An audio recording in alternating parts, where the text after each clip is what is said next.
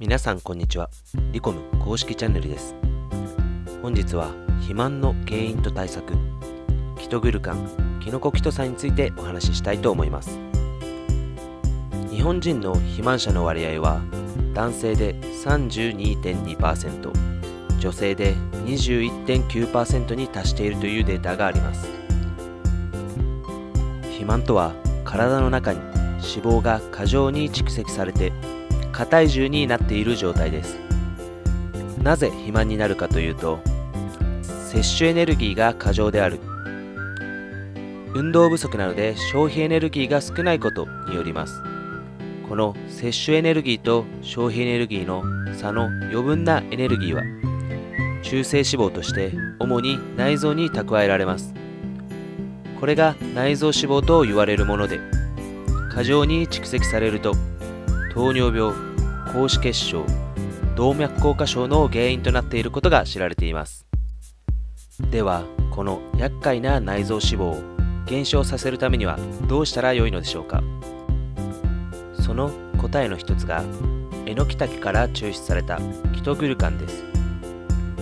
キトグルカンは機能性表示食品にも使われておりまして、内臓脂肪の減少、体重の低下、BMI の低下の表示が認められています。実際にキトグルカンが脂肪細胞の肥大化を抑制する実験がありますので、ご覧いただければと思います。4日間培養した脂肪細胞にキトグルカンを添加した場合と添加しない場合の変化を観察いたしました。キトグルカンを添加しない脂肪細胞はだんだんと肥大化していきますが、キトグルカンを添加した脂肪細胞は肥大化が抑えられ、3日後では3分の1ほどに抑えられています。これらの実験からキトグルカンを摂取することで脂肪細胞の肥大化を抑制し、内臓脂肪を減少させると考えられています。そして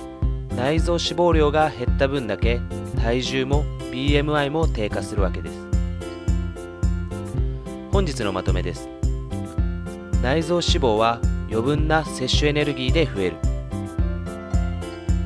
内臓脂肪減少は可能である。キトグルカンが有効である。ぜひキトグルカン、